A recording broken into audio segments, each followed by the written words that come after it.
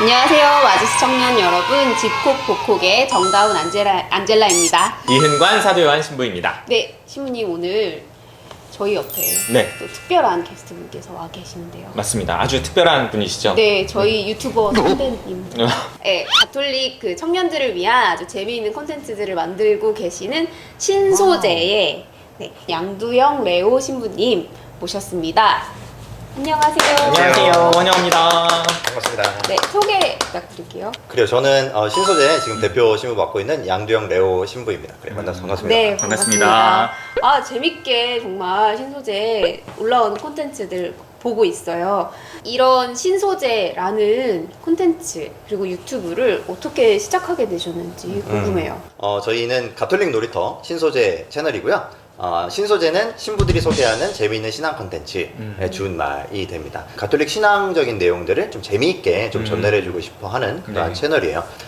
이렇게 본당에서 이렇게 청년들 만나서 이제 이야기를 해보면 아이들이 어떤 강박 같은 걸 갖고 있냐면, 신앙을 공부해야 되는 것, 이런 식으로 맞아. 이렇게 네. 이미지화가 돼 있죠. 교리 공부 이런 그렇죠, 개념이잖아요. 그렇죠. 네. 뭔가 신자분들 안에서 그리고 교회 안의 분위기가 뭔가 이렇게 자유롭고 막 사랑받아서 뛰어노는 그런 느낌보다는 좀 뭐랄까 이렇게 눈치를 보고 내가 잘못하면 안 되는데 그런 것들이 좀 많이 있다고 느꼈어요. 그래서 신앙의 기쁨이 무엇인지를 느끼게 해주고 싶었어요. 신앙 안에서 산다는 게 얼마나 사람을 자유롭게 할 수 있는지, 뭐랄까 이 재미라는 부분에 대해서 저는 좀 이야기를 해보고 싶은데, 우리 분위기 안에서 은근히 약간 금기시 같은 약간 왠지 거룩해야 되고 좀 성스러워야 되고 고요해야 되고 그렇죠. 침묵해야 될 것 같은 그렇죠. 그 분위기. 그렇죠. 근데 재미는 금기가 아니라고 생각을 해요. 재미는 매력이라고 저는 이렇게 얘기를 할 수 있을 것 같아요. 네. 그래서 저희가 타이틀 안에 아예 재미라는 걸 그냥 자신있게 네. 붙인 건데, 어떤 식으로 얘기할 수 있냐면, 그 사람 너무 재밌다 라고 얘기할 때 그 사람 너무 우습다가 아니잖아요. 맞아요. 그 사람 너무 매력있다라는 맞아요. 그런 거잖아요. 그죠? 맞아요. 교황님도 말씀하시기를 유머 없는 교회는 얼마나 끔찍한가 이런 얘기를 하시잖아요. 그 얘기는 달리 말하면 매력 없는 교회는 얼마나 끔찍한가 그 얘기가 되죠. 그런 면에서 말 그대로 매력 있게 복음의 매력을 이렇게 전해줄 수 있는 걸 하는 그런 채널을 해보고 싶었어요. 너무 좋네요. 하고 계신 콘텐츠 중에서 우리 지금 만나라는 라이브를 통해서 실제로 이렇게 여러 가지 신앙 안에서 일하고 있는 청년들을 많이 만나고 계시잖아요. 신소재 활동 중에서 기억에 남는 청년이 있으실까요? 정말 한 분 한 분이 다 기억에 남아요. 그 한 분 한 분이 다 다른 색깔이었고, 제가 근데 공통적으로 느꼈던 게 뭐냐면, 교회의 방관자가 아닌 거죠. 그분들한테서 이렇게 공통적으로 드러나는 부분들은 그런 거였던 것 같아요. 교회의 방관자가 아니다. 되게 좋은 표현 같은데 조금 더 설명해 주시면. 어떻게 보면 방관자가 아니다라는 건 달리 말해서 주인의식을 갖고 있다, 이렇게 표현할 수 있을 것 같아요. 내 교회니까, 내 신앙이니까, 내가 고민하고 내가 필요하다고 생각한 걸 내가 시도해보는 그런 사람이 교회 방관자가 아니라는 의미에서 이제 제가 방금 그런 표현을 썼다고 볼 수 있을 것 같아요. 신부님이 만났던 그 많은 게스트들이 공통적으로 그런 느낌을 신부님께 주셨다는 건 저한테 굉장히 희망적으로 들립니다. 또 신부님께서 이제 신앙생활을 하시고 또 서품 받으시고 사제로서 교회의 어떤 일원으로 함께 일을 하시면서 모범이 되었던 혹은 귀감을 얻거나 내가 영감을 얻었던 선배들이나 혹은 성인이 있다면 한 분 꼽으신다면 누가 계실까요? 많은 분들의 영향을 받은 것 같아요. 사실 뭐 제가 지금 하고 있지만 우리 개인의 능력으로 뭔가 하고 있다고 생각하지는 않아요. 다 제 사부심님들이 있었고 걸어온 길들이, 그분들이 선배들이 닦아온 그 길들 위해서 제가 걷고 있는 거라, 지금 나한테 특별히 어떤 신소재 활동하는 데 있어서 영향을 준 저희 신소재 주보성인이 있어요. 저희 신소재 주보성인은 리지웨 데레사, 이제 소아 데레사라고 하죠. 왜 이제 소아 데레사 성인을 주보성인으로 모셨냐면, 소아 데레사 성녀가 이제 죽기 전에 하느님을 체험하지 못하게 되는 어떤 어두운 밤이라고도 할 수 있는 그런 이제 상황에 가게 되죠.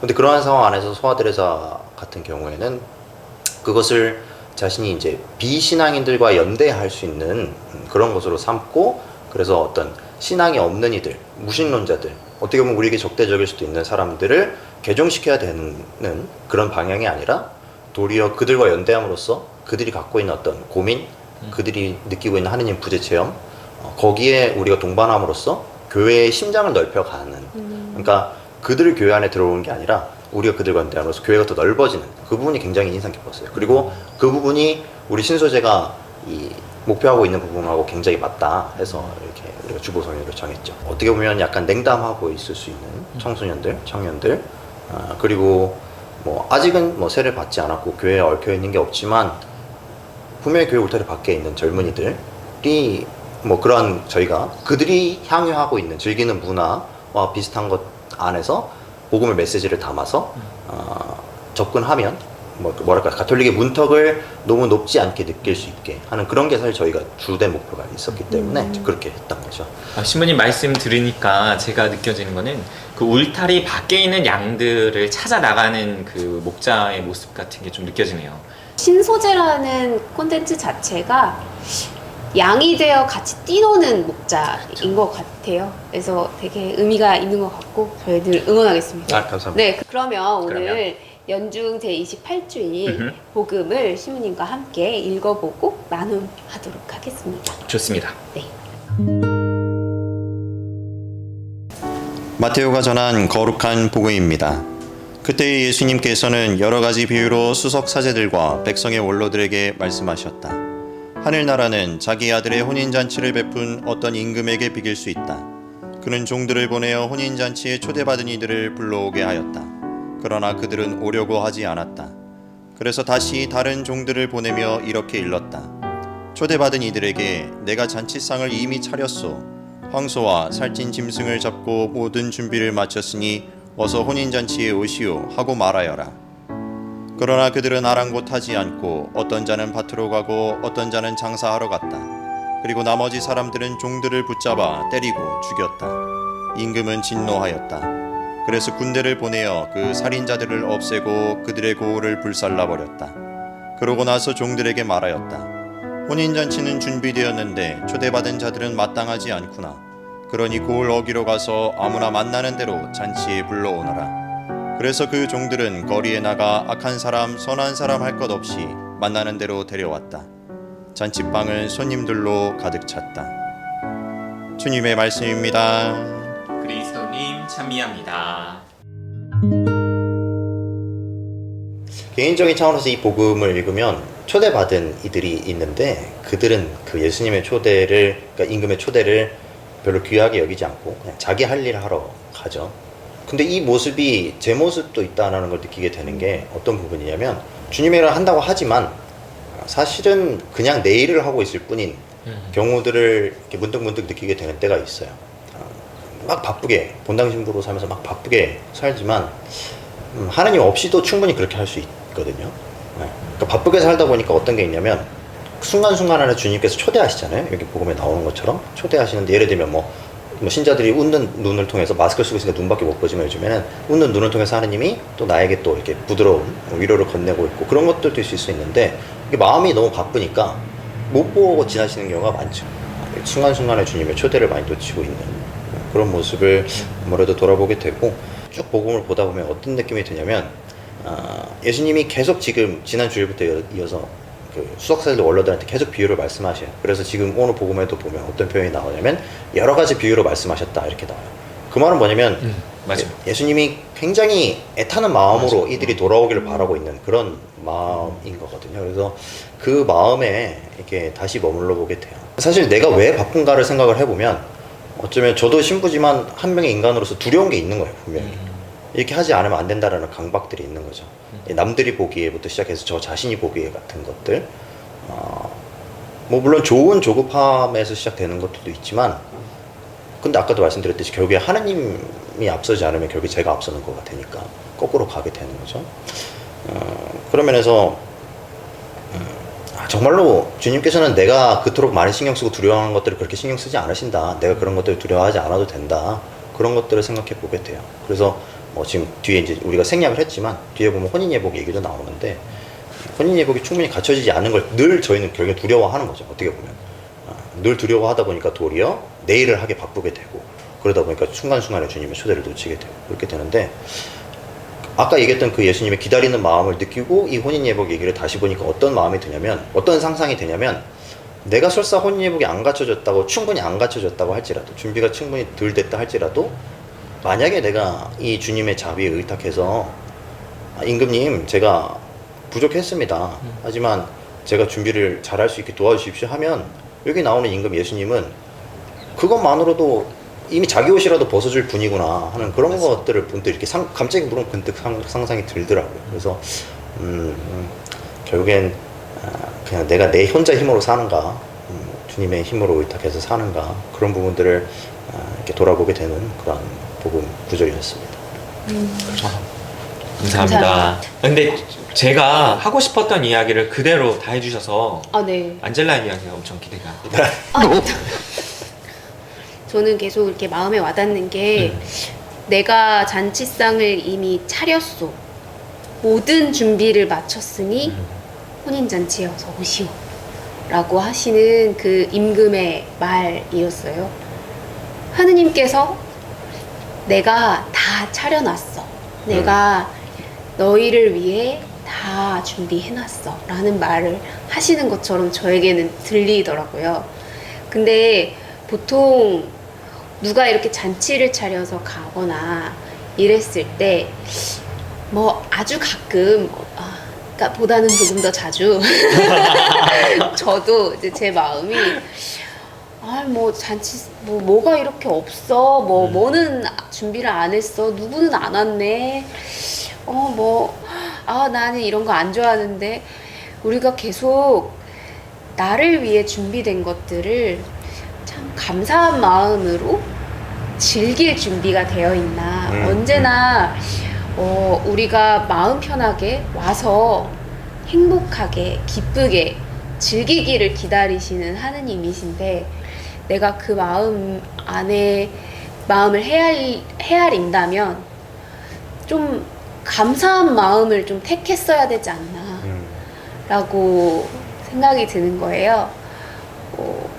나를 위해 이만큼을 준비해 주신 거는 잘 보지 못하고 계속 내가 다 알아서 하려고 그러고 내 준비를 내가 했으면 이거보다 더 할 수 있었을 텐데 이러면서 그 실컷 나를 위해 베풀어 주시는 그 자비를 평가하는 좀 자신의 그런 모습이 저는 좀 많이 올라와서 죄송하다라는 생각도 많이 들고 또 감사하다라는 생각이 많이 들었습니다.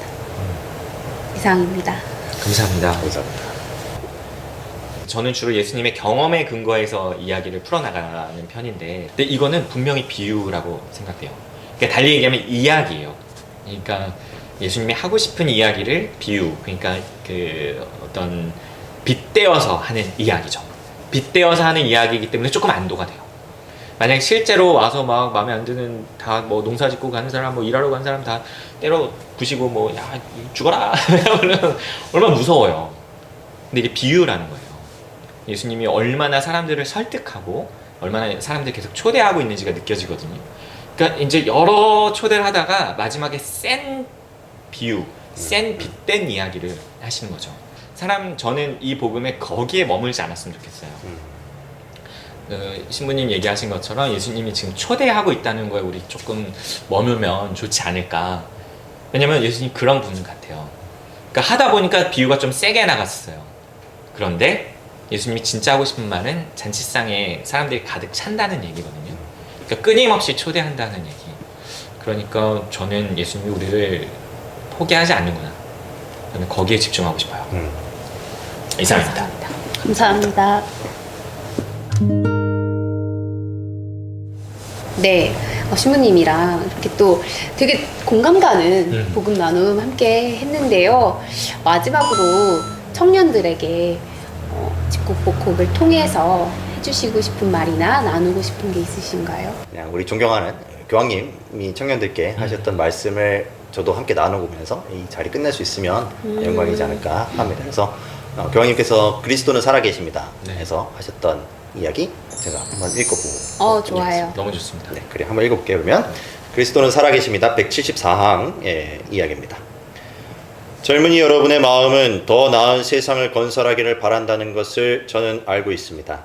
제발 변화의 주인공 역할을 다른 이들에게만 맡겨두지 마십시오. 미래의 주인공은 바로 여러분입니다. 여러분을 통해서 세상의 미래가 시작됩니다. 사랑하는 젊은이 여러분, 제발 삶에서 구경꾼이 되지 마십시오. 참여하십시오. 예수님께서는 구경꾼이 아니셨습니다. 멀리 떨어져 있지 말고 예수님께서 그러하셨듯이 현실의 삶에 깊이 들어가십시오. 네, 교황님 말씀입니다. 이 이야기를 통해서 제가 하고 싶은 얘기는 같이 꿈을 꾸자는 거예요. 꿈꾸기를 두려워하지 말고 도전하기를 두려워하지 말고 같이 꿈을 꾸자는 거예요. 구약에 보면 하나님이 아브라함을 칼데의 우르에서 하란에서 이렇게 불러내셔요. 근데 성경에서 그때 나이 75이었다 그래요. 굉장히 많은 나이죠, 그죠? 그리고 아브라함은 그곳에서 이미 풍족하고 만족스러운 생활을 하고 있었어요. 근데 하나님은 떠나라 그러신단 말이에요. 그 이유는 뭐냐면 더 원대한 꿈을 품으시는 거예요. 하나님은 꿈을 꾸시는 거죠. 꿈을 꾸시고 아브라함이 그것을 할 수 있다고 믿어주시는 거예요. 그리고 아브라함은 거기에서 하나님의 떠나라는 말을 듣고 두말하지 않고 떠나요. 하나님을 믿은 거죠.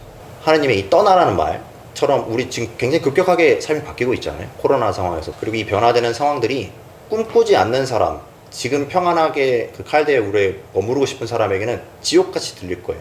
하지만 하나님과 같이 꿈을 꾸고 싶어하는 사람에겐 너무나 설렌 초대로 들릴 거예요. 모험을 하자는 초대로 들릴 거예요. 우리 머물러 있던 자리에서 떠나면서 하나님과 같이 꿈을 꿨으면 좋겠어요. 우리는 할 수 있다고 교황님께서 그렇게 얘기하고 계신다고 저는 느껴요.